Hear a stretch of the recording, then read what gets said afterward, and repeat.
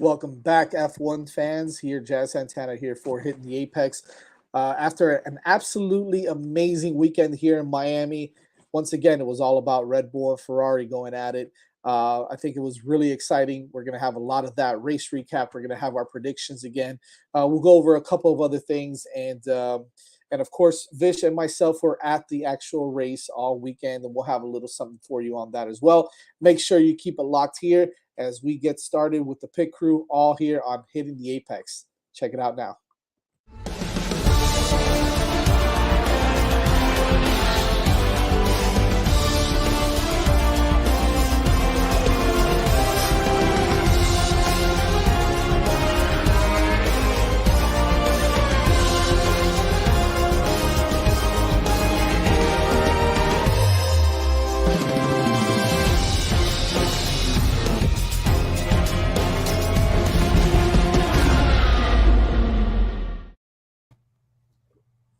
What's going on, everybody? Good evening. Hey. What is up? School Spirit Day today here on Hitting the Apex.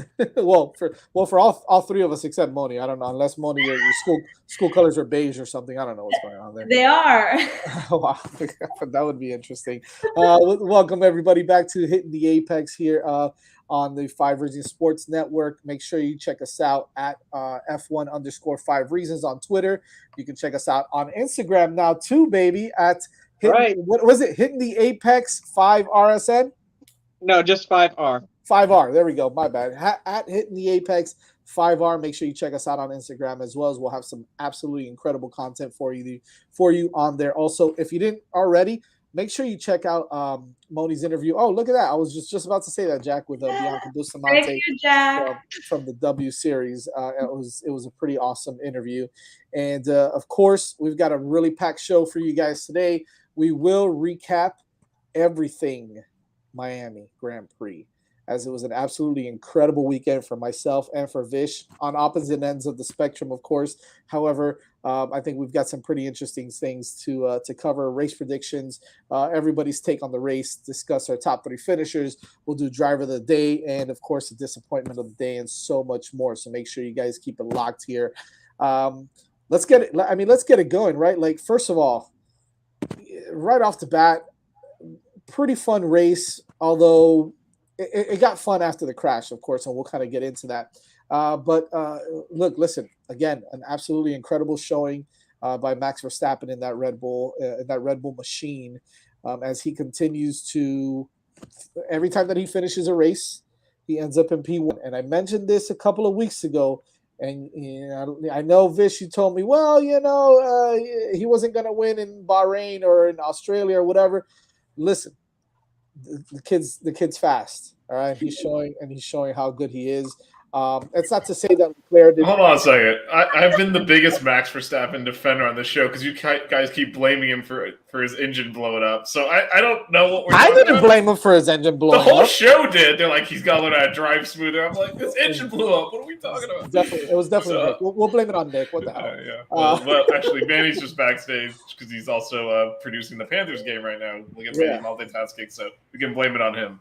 Doing double time.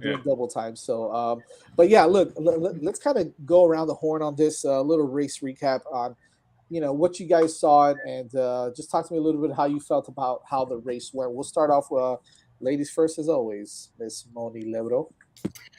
I have to agree with you, Jess. I think it was a pretty exciting race. I'm not going to lie. I was on the edge of my seat. When the first practice started, and then I started seeing the drivers really struggle with turns 12 through 16 right before the stretch. I definitely thought that was going to be like the trickiest part, and I was really looking forward to see how they were going to get used to that really tricky part of the track throughout the weekend. And that's personally what I was looking out for during the race, to see how well they had gotten used to those really horrible turns.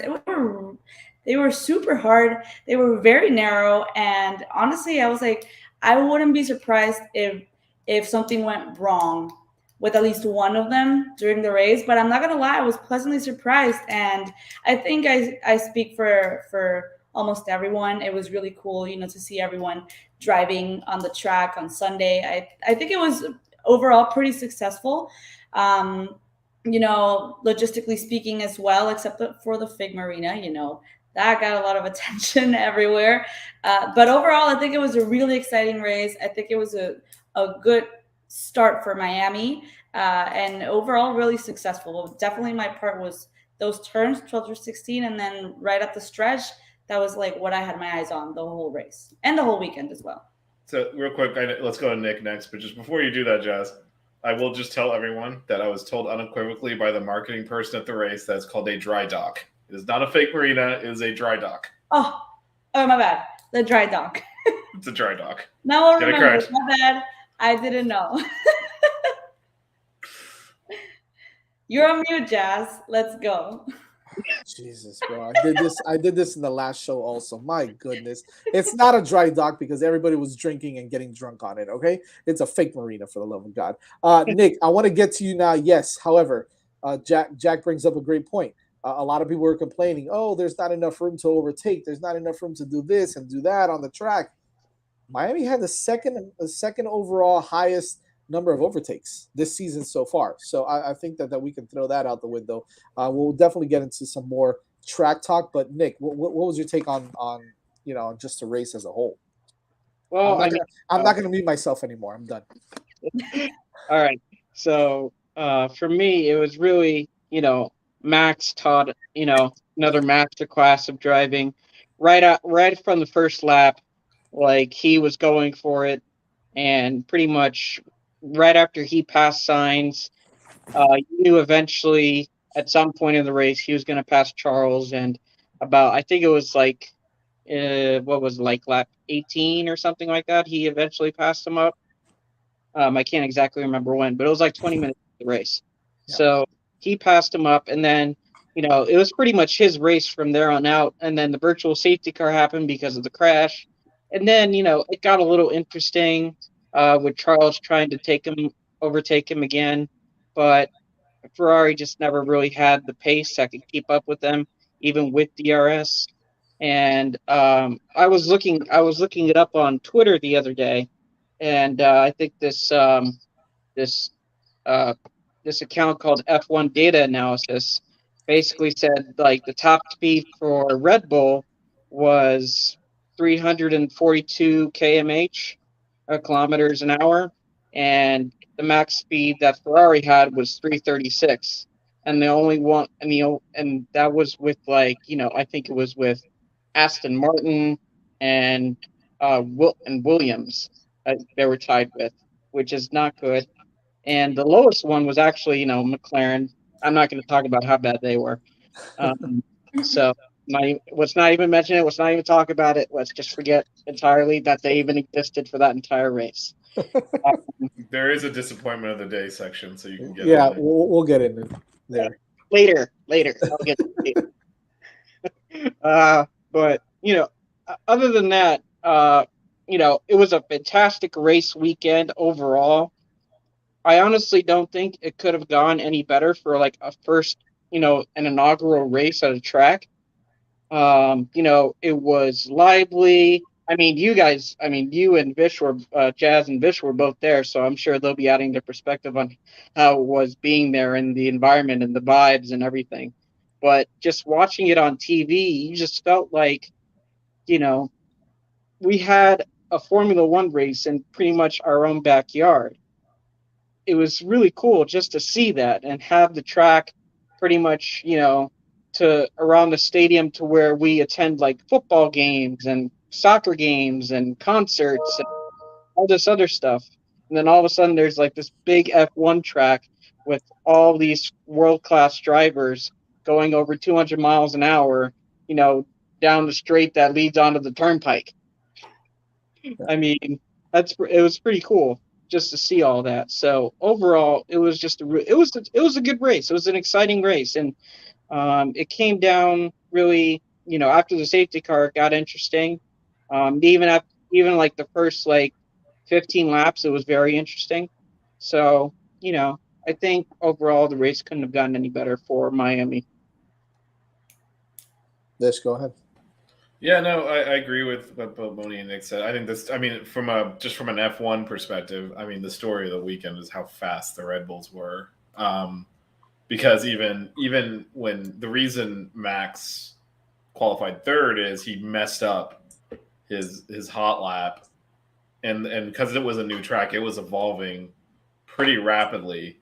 So he set that time before the track had really evolved. So Sainz and Leclerc were on a much faster track. And if you look at their times, he is right there with them on his slower track. So you knew he had the pace in it. Really, once he got Sainz at the beginning, there was no way Leclerc was going to hold him off. What Leclerc really needed was Sainz to be a blocker, and Max to have to burn up his tires and really struggle to get around Sainz, and that would give him an advantage. Once that happened off the line, that was basically done. The other thing is in the post race, Leclerc did say he was surprised that they've been. He said we've been faster. Red Bull's always been faster in the straight line, which Nick called out.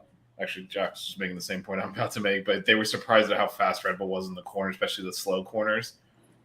He was saying we're still faster in the medium speed corners, but we expected to be faster in the slow ones as well, and we weren't. Because that's the trade off you're trying to make, right? Often, actually, if you look historically, the teams that are fastest in the straight are usually the bad ones because they don't have the option of putting on downforce because they can't develop the car well enough to actually get that grip. So then they make it faster in the straights.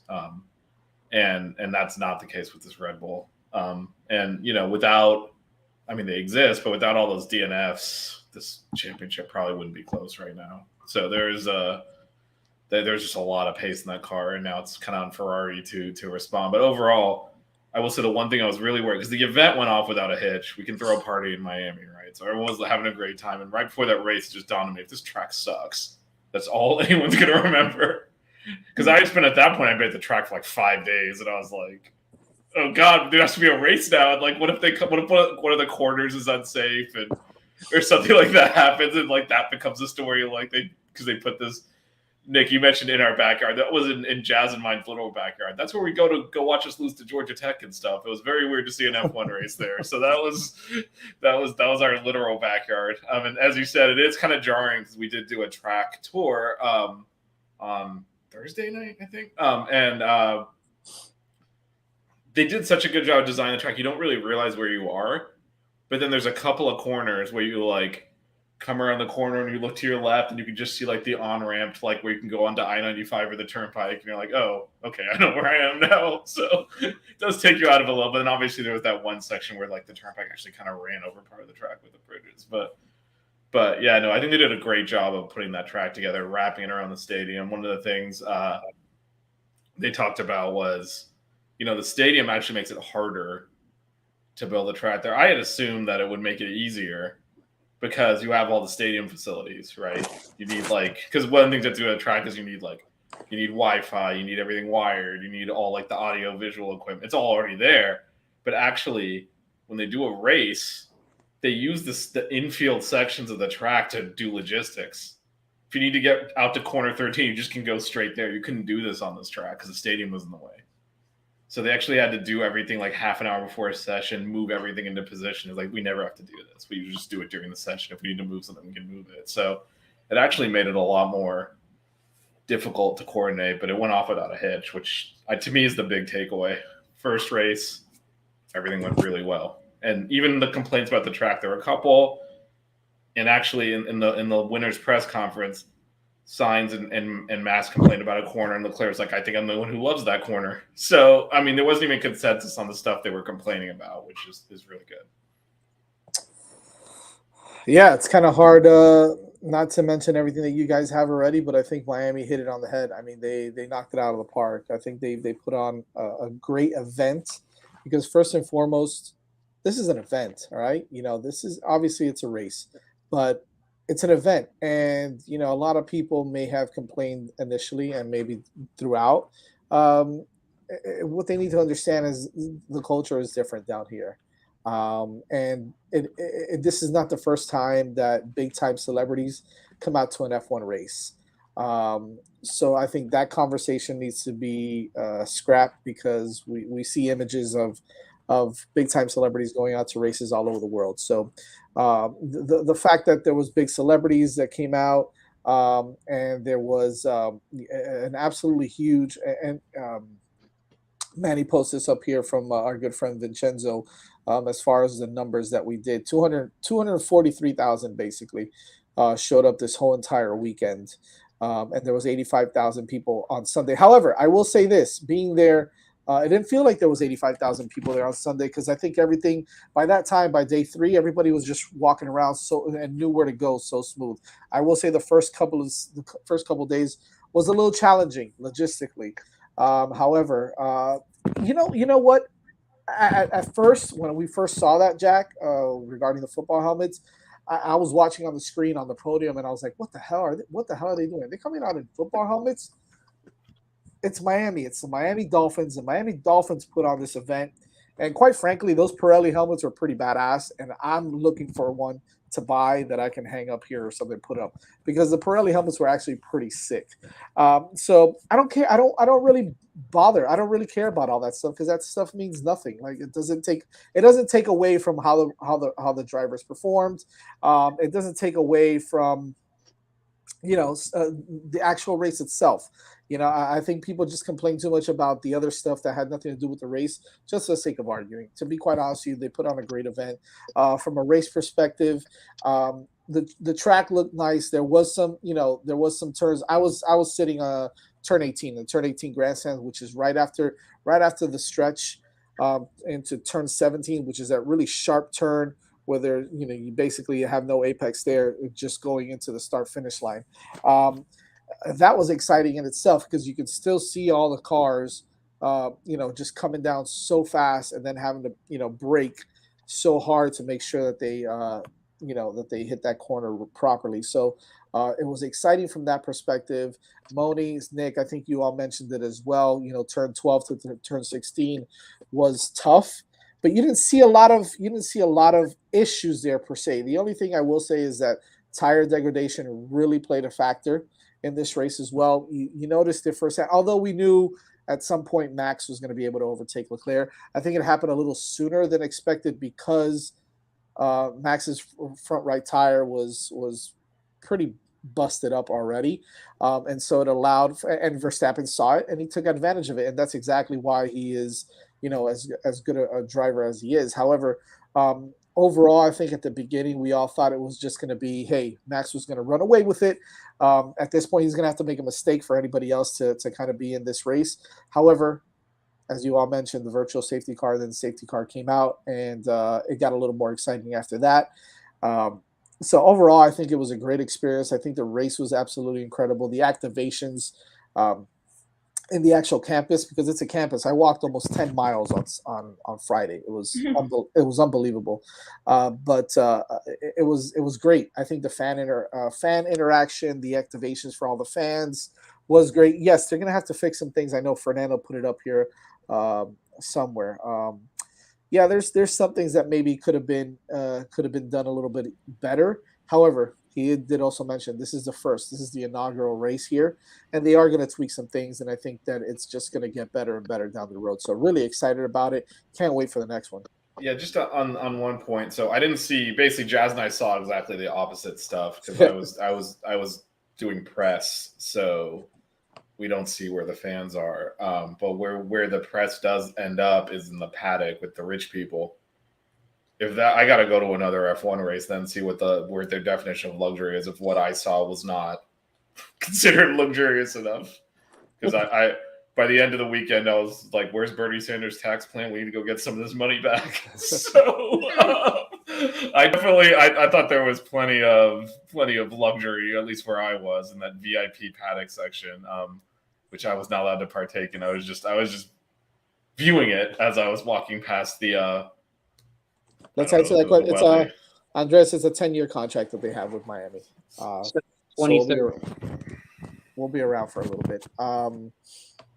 Yeah, I mean, again, it was really exciting, and I'm glad that we did it, and I can't wait for next year. I think it's going to be. And one of the cool things is, because it wasn't a permanent circuit, right? It's temporary. It's all being ripped down. They can make adjustments to the track. Like, some of the corners didn't work that well. They were saying some of them, our car's a little wide to go through there so they'll be able to adjust that pretty easily, which is nice.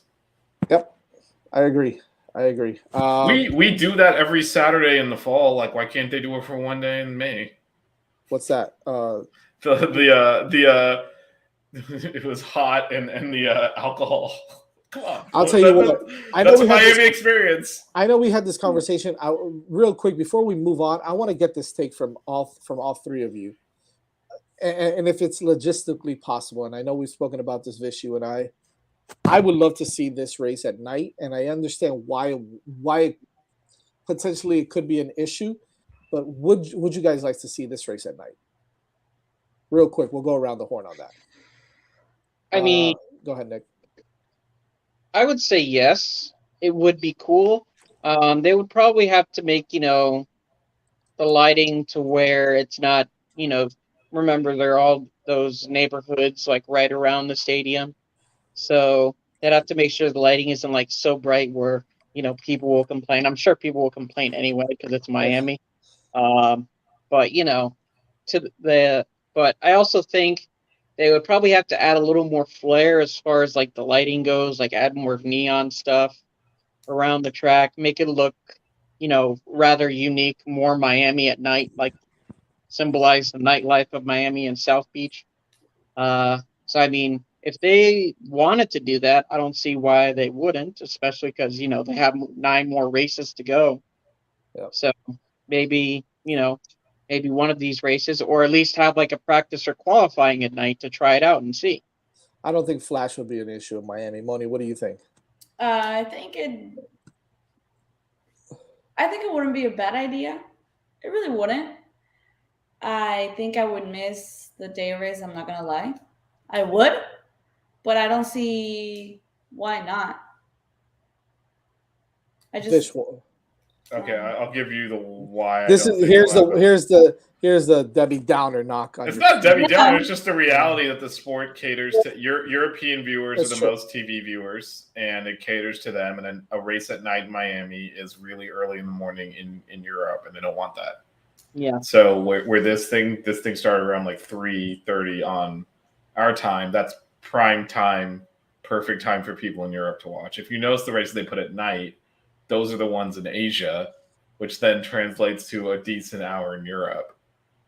If you hear the amount of Europeans complaining about the Australia race, which is at the time we have to wake up every single time there's a race in Europe and watch a race. So I think what they'll do in Vegas, which is a night race to make it work, is first of all they're 3 hours back. Yeah. So if you do something in Vegas, it's actually much later in Europe, so they're not that early in the morning. The second is it's Vegas. They'll like start the race at midnight and not give a crap. So, I mean, if you're talking about putting something in Miami at like 8 p.m., that is the middle of the night in Europe, or like early morning 4 a.m. or whatever it is. That I don't think they're going to want to do that because they've got to get the TV money. With that said, like would I like a night race? Yeah, I would say so. If it could, I don't think like the logistics and all that.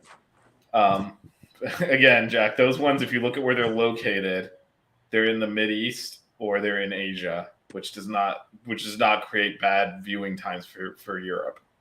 Putting one in Miami at night does create bad viewing times for Europe. The other question, just to circle back to, they did actually used to race in downtown Miami. It was the kart series.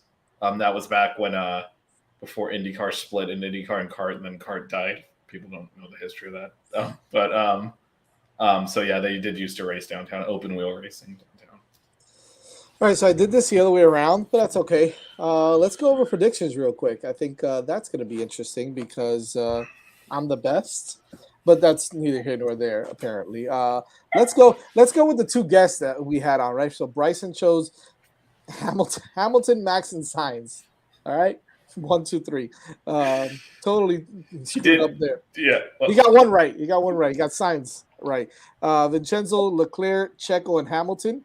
Totally crapped the bed there. Nothing right there. I'm gonna save the best for last. Manny, he's in the chat though, saying not to go over it, so definitely go over it. Definitely Max, Leclerc, and Russell. So listen. Hey, that's pretty damn good. Yeah, he got 2 out of the 3 right. Although his Although his surprise was Hamilton as a top 5. Yeah, he I mean, got one it. spot. Wait, no, Wait, no, he got 6. Right? Six, He was yeah, 6. one spot. You were off by 1. You were So off by 1. close. Not too bad. If not for that safety car, he had it. Vish, Leclerc, Max, and Checo totally crapped the bed. Didn't get any of those right either. Russell, no points. I mean, Definitely didn't get that one right. I had that. That was going to happen until Norris, my own son, killed me there. I ran in. Oh, man. I had that. That was definitely happening. Once he had to pit, he was going to drop out of the points. I had that lighting up, and then it just went away. Nick, you chose Leclerc, Max, and Russell. You were not right either on any of those 3. No. I mean, what? Top 3. I got 2 of the drivers in the top 3, so I mean, it's not signs in the top 5. Shocker! There, you got that one right. I still protest that as like a crazy, like me saying Russell's not going to get a point is pretty crazy considering he finished in the top 5 every race this year, right? Signs in the either first or second fastest car, depending on the circuit, finishing in the top 5. That's not a crazy prediction. Yeah, considering he's had DNFs all on like half the races. I mean, one of them, Ricardo ran into him. Yeah, I know. Moni, Checo, Leclerc, and Max. Wrong on 2 out of 3. And Sainz top 7. Another top 7. Wow, yeah. She took Nick's and like I'll just make it a little safer. Real safe. And then last but not least, Jazz. You know that guy? Yeah, this guy. I'm hovering over a button that says "remove from stream," just so you're aware. Max, Leclerc, and Sainz. Did you guys hear that? Max, Leclerc, and Sainz. All right, Hamilton in the top 4. I screwed that one up. Whatever. Yeah, man. Hey, I got it right. That's all I gotta say. I got it right. I'm the best. It is what it is. What are you gonna do? Good job. The best one at the predictions had an off week. Okay, it's all right. Hey, listen, it happens every once in a while. It's okay. We'll hold it against you. Interesting though how everybody had something a little bit different, but at the end of the day, the guys who did finish on the podium, pretty. Not obvious, but like it's not a surprise. It was going to be not surprising. 3 or 4. I think Max and Leclerc probably going to be there, and then Right. it's Sainz or Checo. Yep, exactly. That was kind of where it was headed.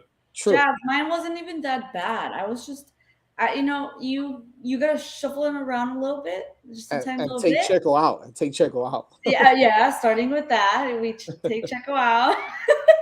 Yeah. And then you bump them up, and then we're good. Yeah, it was all right. It was okay. You were probably the closest. Yeah. Closest to the best. But whatever. That's neither here nor there. And I think it's important to mention right off the bat. And I'll go first because I truly feel this way. It's got nothing to do with who he races for or that he's my favorite racer. It's not racer driver, but I gotta admit. Driver of the day to me was Carlos Sainz. And I know this could go a couple different ways, but my reasoning is just the way he was able to hold off Checo, who, by the way, pitted, during the safety car, was the only guy in the top 4 to do so. Fresh tires, and truthfully, I thought that he was going to overtake Sainz eventually. I think that Sainz drove brilliantly, was able to hold him off. And be able to, be on the podium at P3. So I was really excited to see Sainz kind of get back at it and start to drive the way we know that he's capable of driving. So it was nice to see. He had some good pace all weekend. He did crash a little bit on one of the practices, if I'm not mistaken. It was FP2.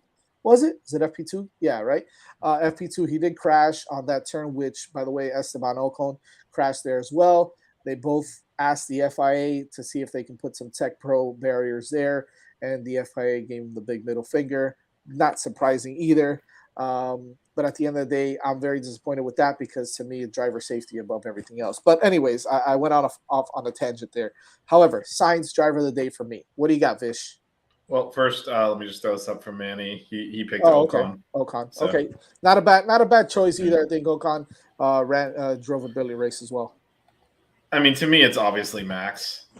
He started third, skin signs off the line, worked down Leclerc, passed him, held him off under safety car at the end. I thought he was brilliant. So I'll just go with. I mean, it's an easy answer though because he won the race, but he didn't. I mean, the way he dominated, you figure, he started on pole and just ran away with it, but he didn't. He actually started in third. Yep. And so I'll go with Max. Nice. What do you got, Nick? I'm going to go with George Russell, to be honest with you, considering how bad of a qualifying that he had and was starting, and he didn't even get into Q3. You're going to get me going again, dude. He's cracking his knuckles over there. Jesus. I'm ready. The guy started 12th and ended up being 5th. I mean, he climbed the most spots. Did he climb the most spots in the race? Or Probably. It was him or Ocon, yeah. Yeah. So, I mean, and also, he held off Lewis Hamilton, and Hamilton, they did battle for a bit, and he actually did overtake him at one point too. So, you got to give him a little bit of props, just a smidgen of props. Fish, it won't hurt. Just to give. Let's get Moni's driver of the day, and then I'll respond to this farce. I'm gonna have to go. I'm gonna have to agree with Vish. I think the driver of the day was Max. Fastest lap. I think he was, very solid throughout the race. Literally everything that you said, Vish, I agree with. He didn't even get pole in qualifying, and he won the race. So I think he was pretty solid. I think it was really entertaining to watch him dominate in Miami. And to be honest, I think I have to agree with what Fernando said. I think Sainz got lucky a little bit too. I think he got lucky too. I also think that Checo should have finished third. But overall, I feel like we're gonna struggle the whole season trying to pick between these four guys. They're all so good, and they're gonna be the ones who are gonna make the season. But as far as this Miami race goes, I'm gonna go with Max. Fair enough.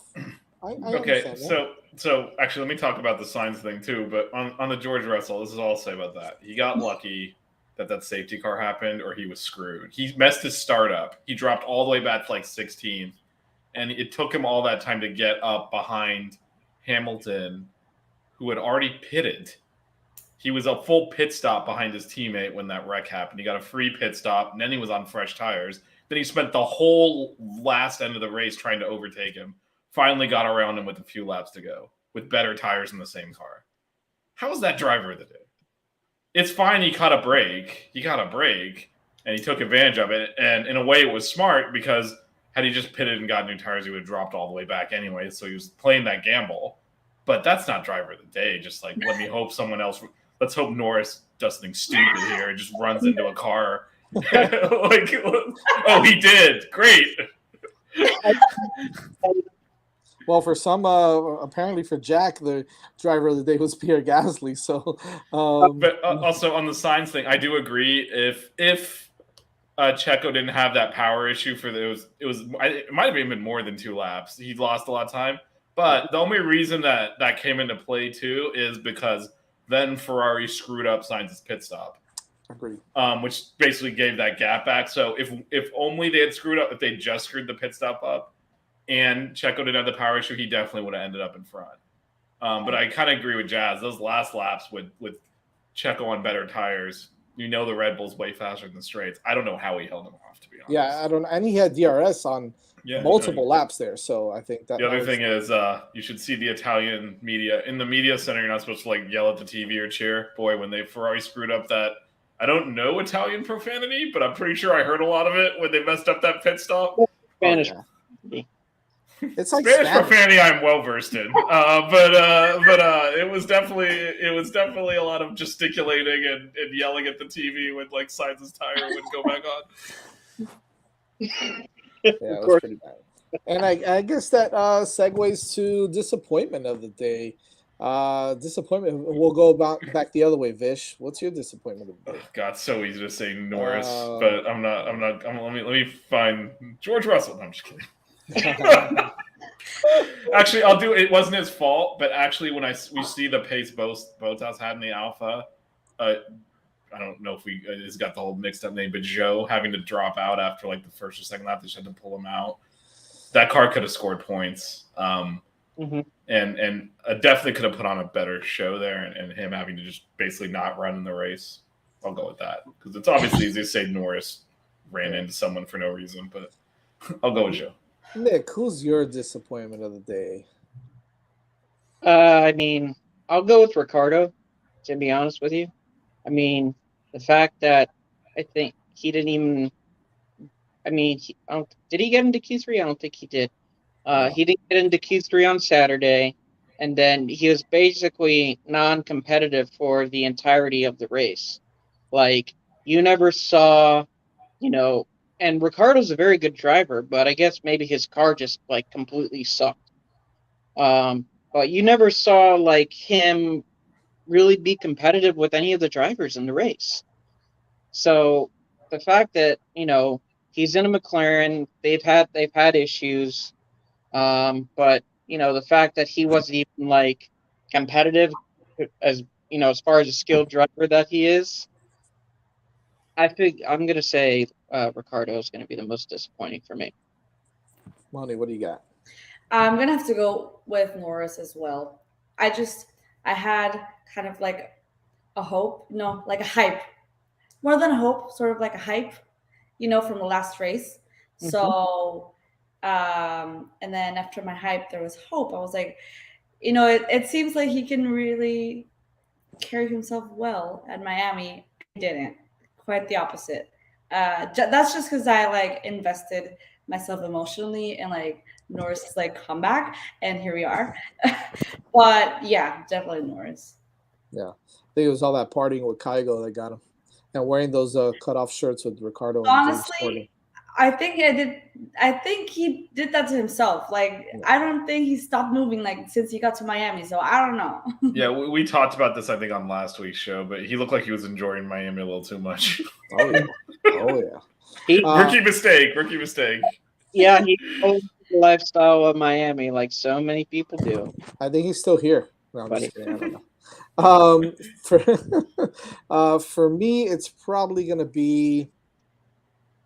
I'm gonna go with Team Haas, and the reason I say that is they've been good. They've been impressive, surprisingly impressive, but they've been impressive all season long, finishing in the points plenty of times.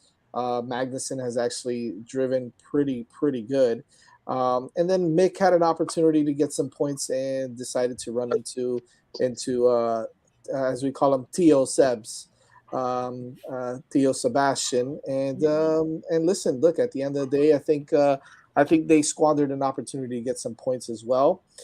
So I think I'm going to go with Team Haas on that one. Both Mick and K-Mag, I think they both were in position to possibly score some points and crap the bed. So Theo Sebastian wasn't too happy about that crash. Is this Theo Sebastian something you just made up that we're now supposed to start doing? Well, no. Oh, I mean, you can if you want to, but you said as we call him. I'm like, did I miss a memo? What happened? It's an as we call him thing. Can I add something to this appointment, and you guys can give your take, because I did see like a lot of talk about the grip on the track being problematic and disappointing for like a lot of people, and I think I kind of saw that mostly for P1. I think that's when I like saw like most struggles, to be honest, that I was like, I really don't know how this is going to go down this weekend. Like, I have no idea, but I want to hear your guys' take on that, because I saw it all over the place. And I do think that, I know that there were so many, I guess, I don't know if the right word is restrictions, but maybe limitations because of like FDOT, like regulations that they had to follow when they were building the track and a lot of stuff, speaking like about like materials, like the type of asphalt, a bunch of stuff. So I don't know what you guys think about that. That was like a disappointing moment for me, like hearing everyone criticize the track, but also I don't know. What do you guys think? Well, I'll tell you this, and I think Vish is gonna say this as well. This track was evolving a lot. And it might have taken a little bit to evolve. But if you notice, there's one photo, and I wish I could pull it up, and maybe I'll post it later today. on our Twitter account. There's a photo of after the race when Max and the other two and the Ferraris are parked, to head into the podium, and it's kind of like a close up of one of Max's tires, and you see all the gravel melted into the tire. And that just kind of shows you how hot the tire was, and how the track was still, I guess you could say, still evolving. Vish, right? It was, but I'm going to do what I usually do, which is defend Miami. Actually, in I'm the not saying it was terrible. I'm no, just no, saying but I think one of the things that things. Moni pointed this out, especially in the early sessions, like there was no grip. Actually, one of the things Leclerc said in the press conference after the race, they were like, what did you do to try to defend when Max overtook you? And he said, I didn't think there was grip on that part of the track. I didn't even think he would try to pass me like that. And they all of them said, during the actual race, there was grip everywhere. Like it wasn't a problem anymore. So I think it was more just, rubbering it in. So I think it actually, in the race, they were surprised by how much grip there was off the racing line. Because that's the big thing. When you drive over the weekend, the rubber lays down off of your tires and it sticks to the track, and then there's more grip on the track. When it's a new track, that makes the racing line a significant advantage to off the racing line, which means passing becomes really hard because if you move off the racing line, you lose your grip. And obviously the car in front's not going to move out of the way and wave you through. So it becomes a problem. But they actually were saying, no, there was actually good grip off the racing line as well. So I think by the time the race came together, it was fine. But yeah, over the weekend, I think we saw a lot of incidents. One, because frankly, it was a tricky track, which is good. They're supposed to be the best drivers in the world.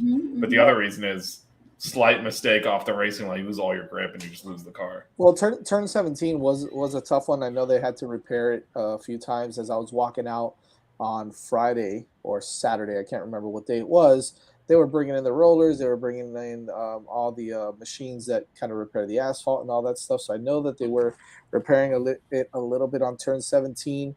That was a really, really tricky turn. And like I said, it's a sharp corner right off of a straight with no apex there. So I think it was tough. And by the way, Manny, yeah, we should. I alluded to this earlier, but Manny's out here multitasking.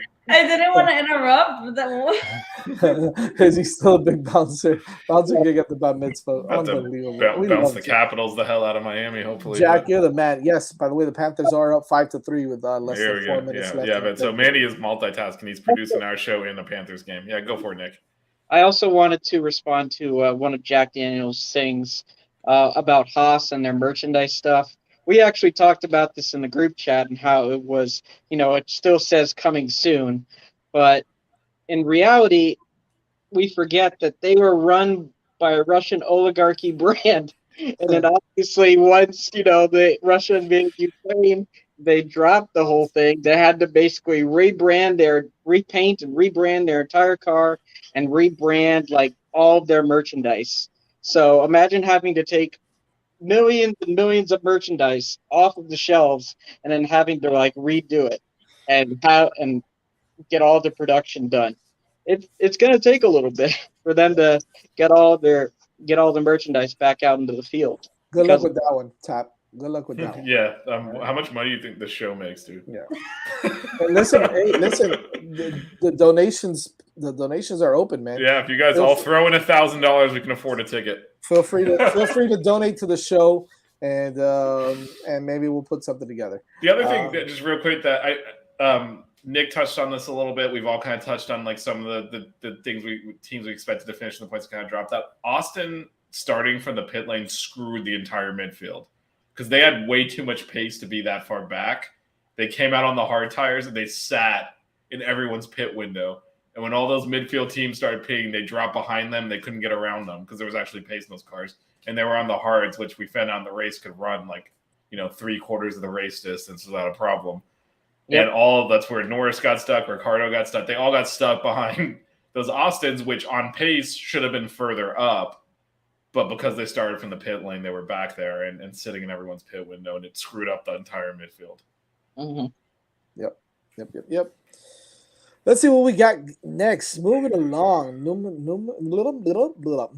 Let's talk a little bit about so right now, as it stands, we've got and I don't know if we have any visual for this, but as it stands in the world Drivers' Championship standings, Max has made up some ground. He's made up a lot of ground actually, and he's now 19 points behind the leader, who's still it's still Charles Leclerc.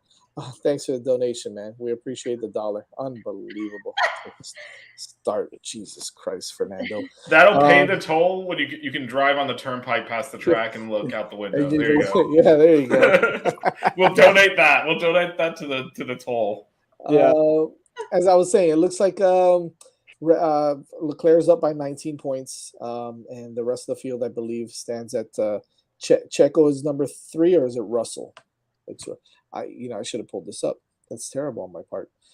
However, it looks like it's a 1-2 thing with Leclerc and Verstappen right now. So obviously Barcelona is going to be very important, and we'll get to that in just a few. But yeah, the overall impact on the championship, I think this race was huge. But I think moving forward, it's just going to get even tighter and tighter.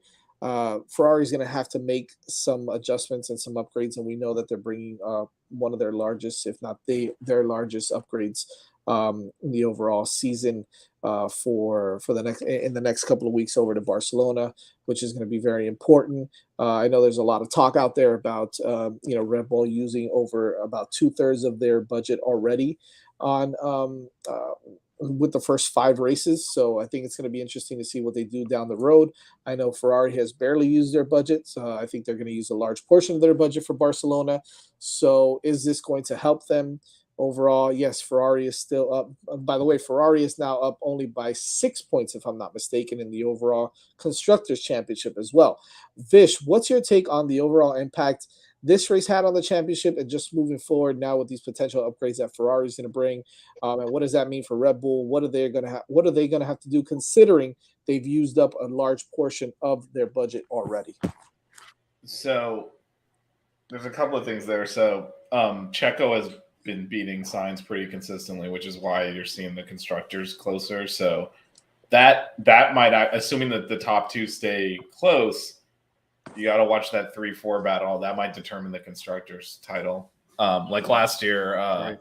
we all like to crap on Bottas. He beat Checo pretty handily, and Mercedes won the constructors, even though Max won the title. So looking at that battle, those if Checo continues to outperform Sainz, Red Bull will probably win the constructors anyway, even if Leclerc wins the championship. In terms of where they've spent their budget, that's all speculative. We don't know what they're doing. And they've all developed upgrades and spent money on it that they haven't brought to a track yet. So, I mean, that's always the case. They'll bring things out. They'll build them like it's not worth risking it, especially with the one-off race in North America. They were in Imola. Now they're going back to Spain.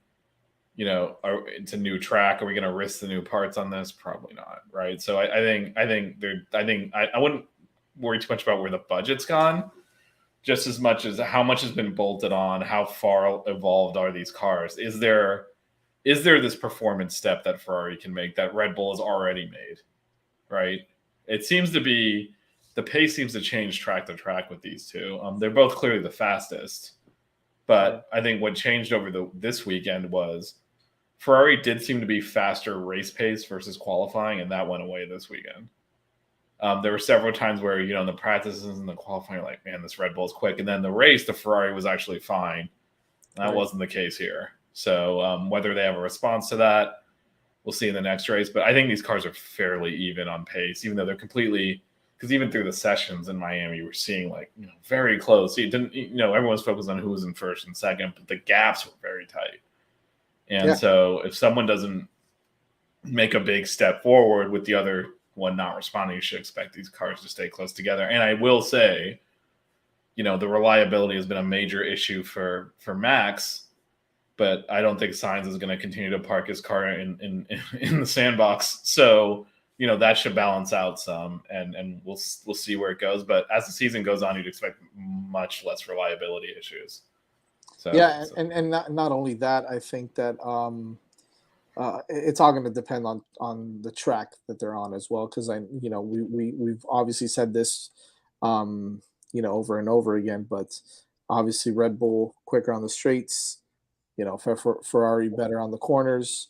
It's going to be interesting to see, what these upgrades bring and how it affects them, and I guess their weakest points of each circuit moving forward. How do you guys feel, Moni and Nick?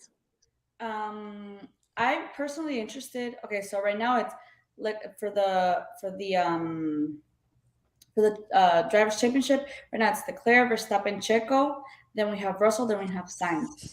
I'm personally intrigued to watch Checo and Russell, because I mean we've seen how Russell has been, pretty constant, pretty reliable throughout a season.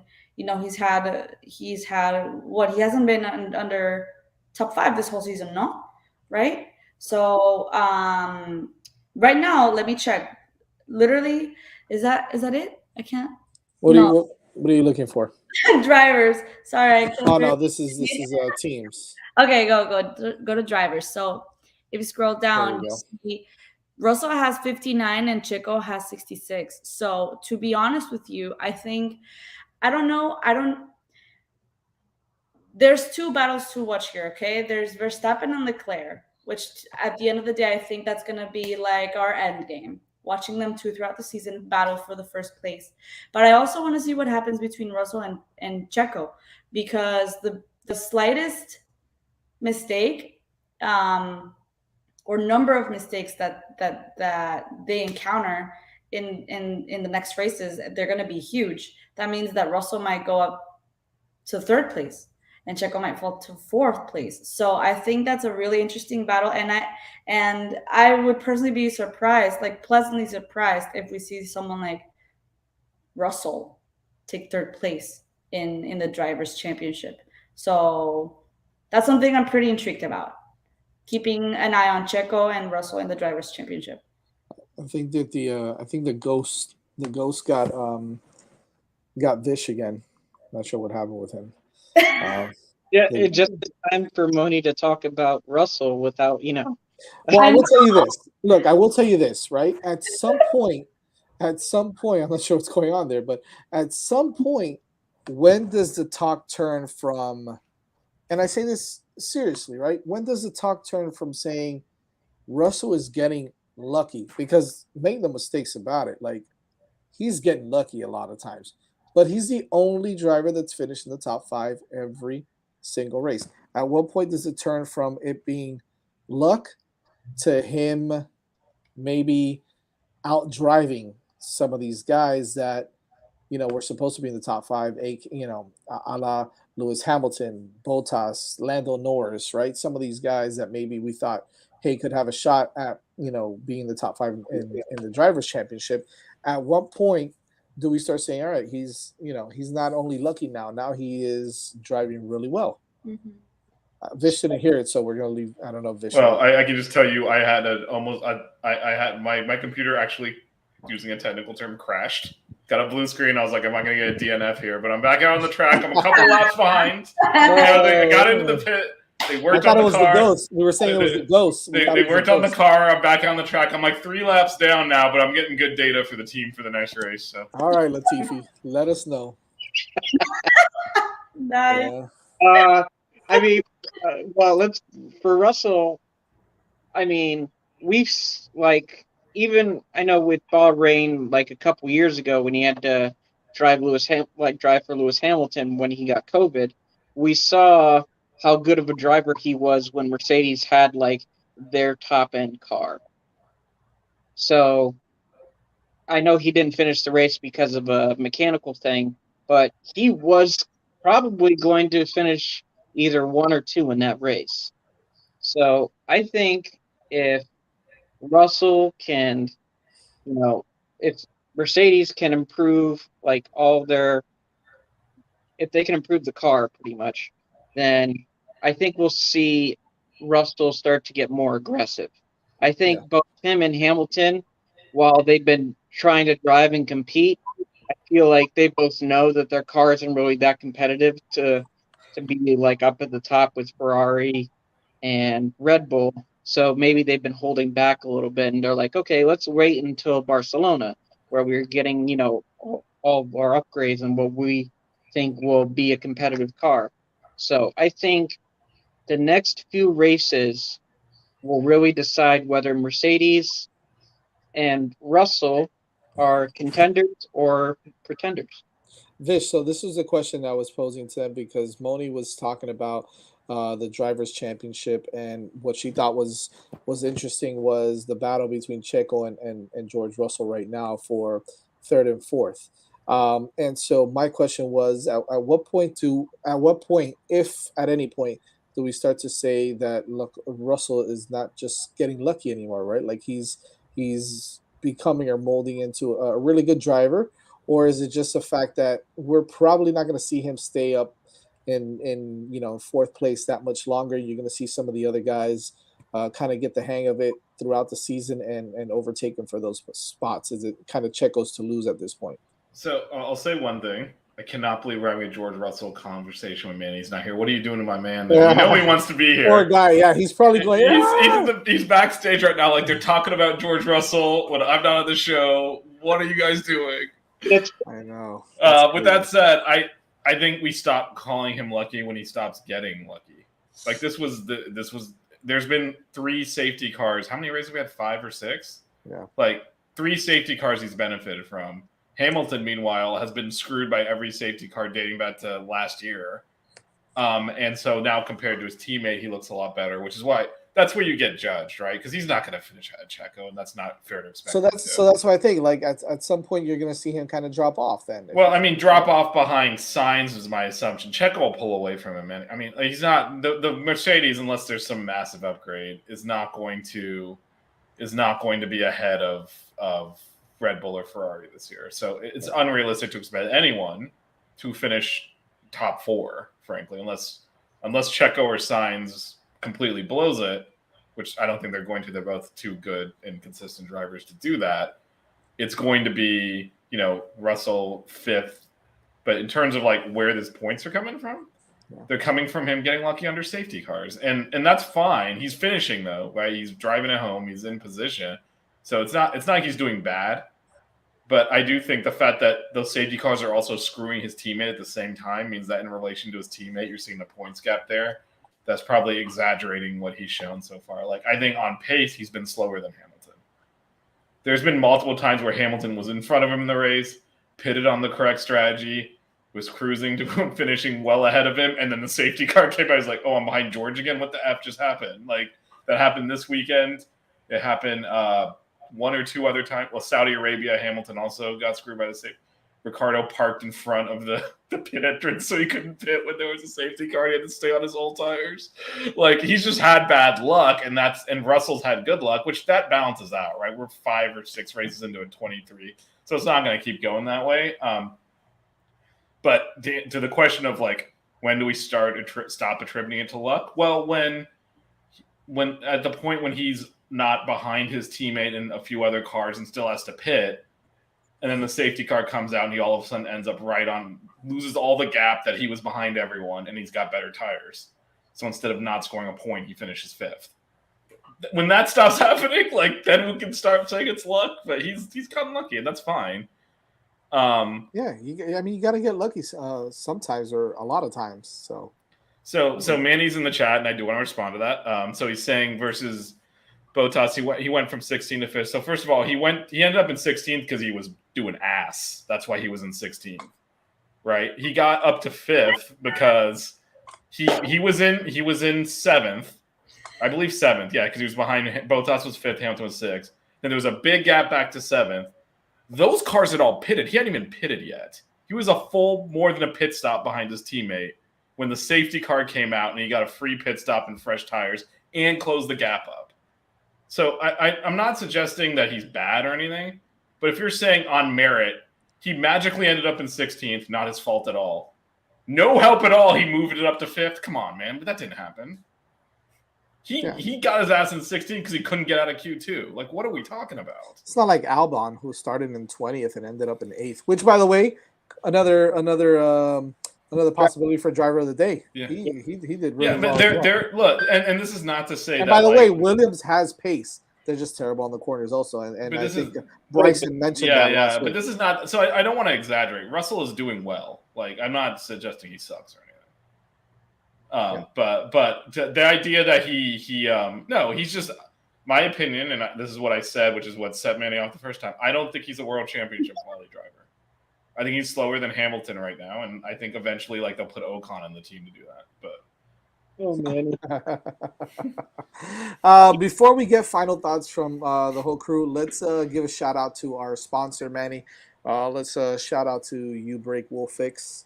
If you can post it up there, youbreakwillfix.com, I believe it is. Yeah, let's put it up. Here we go. You Break Will Fix repairs damaged wheels from curb rash, cracks, or bends, all under one roof with house powder coating, CNC machining, and polishing. They also offer new custom wheels and tires from your favorite brands such as Vossen, Forgiato, Fuel Off-Road, and more. They now even offer no credit checks financing up to $5,000 for a new set of wheels. They have fast turnaround times on all the repairs, and they even provide loaner vehicles in many cases. You Break Will Fix is your total automotive wheel solution located in North Miami, right off of Biscayne Boulevard and Northeast 146th Street. Check out some of their great work all across social media from Instagram to Facebook at You Break Will Fix. That's at the letter U Break Wheel, like the wheel, fix. So at You Break Will Fix or online at youbreakwheelfix.com. And you can even give them a call, 305-748-0112, and schedule your appointment today. You Break Will Fix, changing the way you see wheels. Final thoughts, ladies and gentlemen, on Miami as a whole, and looking forward to Spain and Barcelona for it's 2 Sundays from now actually. So final thoughts. We'll start with Nick.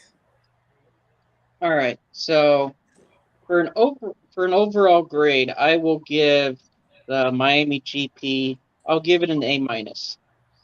The race was very competitive. There were a lot of good vibes going on. The crowd showed up.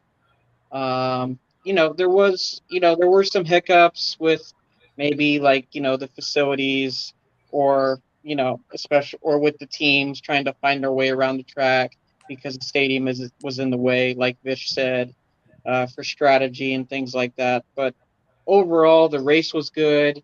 It had some excitement, especially at the end with the virtual safety car to, keep the crowd engaged. And yeah, I mean, overall, it was a really good showing for, an inaugural race for the Miami GP. Moni, talk to us. I'm gonna go with overall a pretty successful race. I think it was really interesting. I think it was also definitely an important pivotal point for Formula One as a sport in the States.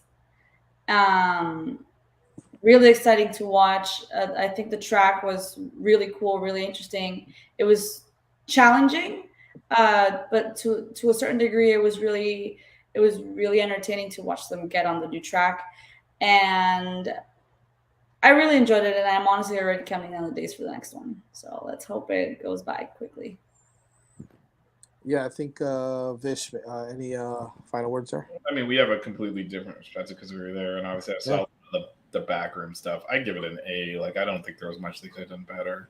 I think to the extent the race did get a little processional, it was just the gap in quality from Max back to everyone else. There were definitely overtaking opportunities. And if you think back to the race before at Imola, that was ass. Like, you couldn't pass. So I think they got everything right here. Some of the stuff that's not going to be able to overcome, like if you're a fan going, the parking was terrible because they stole the parking lots to put the track in it. So what are you going to do? There's nowhere to park. So they got to lots way the hell away that you would never park in for a football game, for example. So that's just, you have to deal with it. But overall, I mean, I don't think they could have done much better. Yeah. For me, look, the first thing is, I know this was a big complaint. I see it completely the opposite way. And that's talking about the fact that this whole track was created and made in a car park It's in a parking lot, whatever.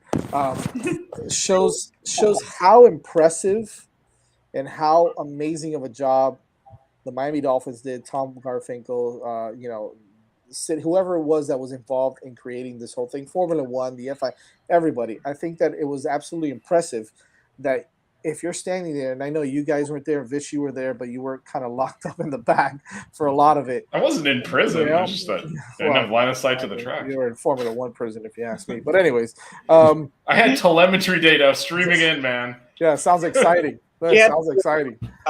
French people yelling. Do you have to get Bryson back on here and talk about wing angles and stuff? Because that's what I can see. Bryson made it big. He's on Sky Sports. I know. I gotta get him back on here so I can talk about the side. And whoever's watching, we had him on first. But anyways, just going back to just like standing there in the middle of the campus, in the middle of the whole entire thing. At one point, I turned to the people that I was with, and I was like, "How impressive is it that on Monday this is all going to be torn apart and turned right back into a parking lot, and next year be right back up again?" Like, to me, that's more impressive than a downfall. Like, who cares if it's a parking lot? Look how amazing it looks, considering that it was a parking lot, and people are complaining about that. Like, I don't think anyone that is there is complaining. And actually, I think it was Zach Brown, but someone in the team boss's press conference was saying, I just want to make this clear. This is a proper track. Yeah. Like, it's not because, in the past, F1 has done things like put tracks in parking lots where it's literally like they left the parking lot. Fernie, thanks, man.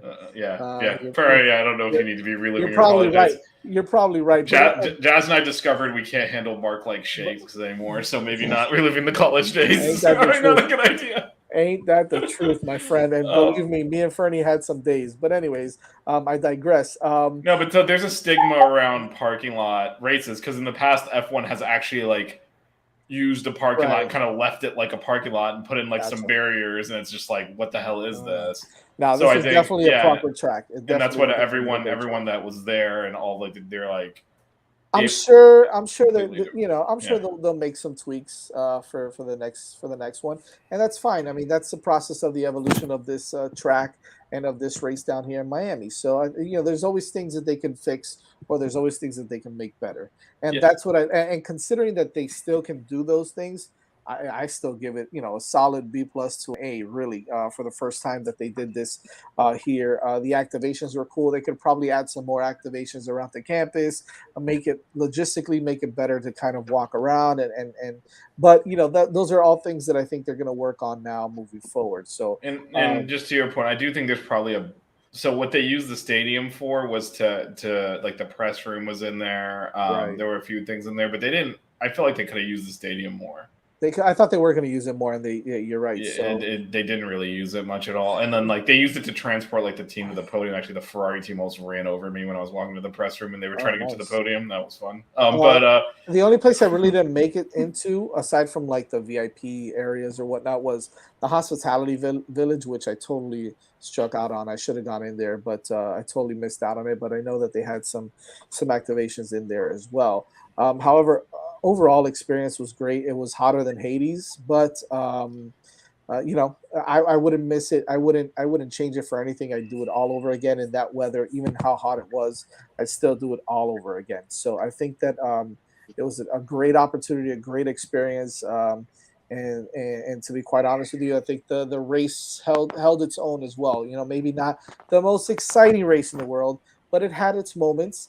And that's all we could want, I mean, we had our moments, and the teams that were supposed to, I guess, compete and come out on top, the Red Bull and Ferrari, they performed. All four drivers, right? All four drivers on the two teams, they all performed and they all did well. And I think that it was great to watch, and I think everybody had a great time. I didn't see too much of the typical, crap that you see in certain games or fights and brawls and this, that, and the other. Wasn't much of that at all. That's because not everyone there was a Miami person. Well, it wasn't that type of crowd, exactly. Yeah, so it's a little bit different crowd. We like to fight. We like to fight in the stands. So we do. I probably wanted to fight a few people, but whatever. That's you got it takes. It's like a pack of wild dogs, right? If you get enough of us together, then we start that herd behavior. But isolated, we don't really get into fights. But listen, if you get I'm enough of getting us too together, old. then I'm getting too old for that. My birthday's tomorrow, by the way, guys. So yes, happy birthday. Happy I'm getting birthday! too old. Thank you. No more fighting for me. Those days are over. I'm a cheap date, and that's it, man. So, Yeah, but anyways, it was until we're fun. playing Virginia Tech and some drunk dudes yelling at you, and then that's when Again, we throw down. when the orange and green, when the orange and Yeah, green yeah. gets We're not put gonna on, get no fight at an that's- F1 race. Let's put yeah, it that way. that's But, a different sometimes story.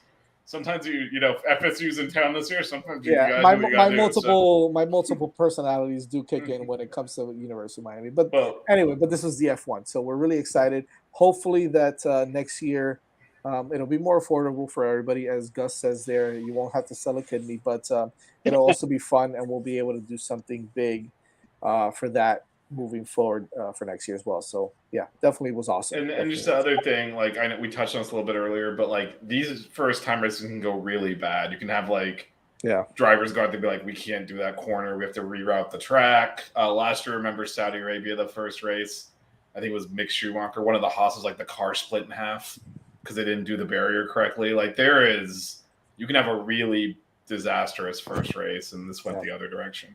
Yeah, absolutely. So, I want to acknowledge one thing. Jazz did this entire show while wearing a Snuggie. So congratulations, Jazz. Good job. It's not a Snuggie. It's a Ferrari flag. My Ferrari flag. It's my Ferrari flag.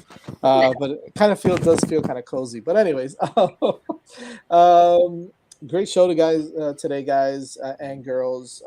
Next week we got a great show because we are going to preview Barcelona. And one thing to look out for, which we'll talk about next week, is that's where they do a lot of their testing. So they should have a lot of data for. It's like the complete opposite of Miami, where like we've never been here, we don't know what we're doing. Like it should be.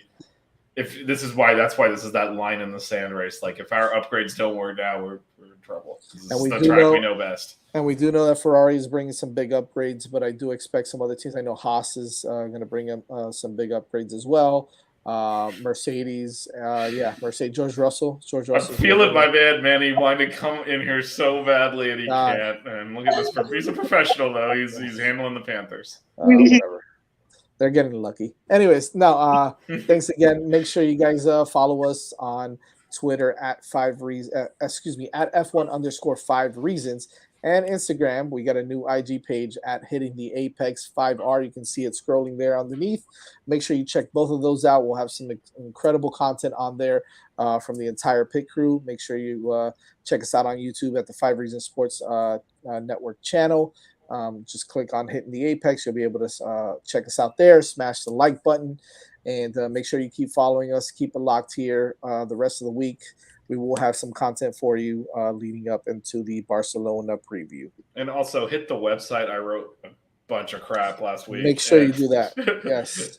If you want an experience, read what Vish has written all throughout the week. I mean, if you have awesome. If you have 4 to 5 hours, you can probably get through it. It was quite a bit. Yeah. Just listen. 20 minutes at a time. Okay. Yeah. But there's one like aggregated post that kind of links every single thing I wrote. On each day. So yeah, if you find that one, it'll kind of lead you through it. Very cool. But yeah, this was the first time I actually had time to actually sit down and write stuff that wasn't like at 2 a.m. because I took off work and went and was a journalist for a week. So it was like, oh man, I got all this time and I just kept writing. That was pretty cool. So yeah, so there's quite a bit of stuff there. And I interviewed the head of Pirelli Motorsport too. That's on audio on this YouTube channel. So check that out as well. Check it out. And we mentioned earlier, Moni did a great interview also with Bianca Bustamante. So check that out as well. We got all sorts of content. We got everything. You don't need to go anywhere else. You don't need to go anywhere else for any of your F1 content. And yes, we are on the podcast as well on Apple Podcasts. So if you can't watch us, you can always hear us. If you're taking a drive to like Naples or something, it'll be perfect. Because that's about as long as this show went. So thank you guys. Nick, thanks so much. Vish, Moni, you guys do an awesome job. Manny in the background.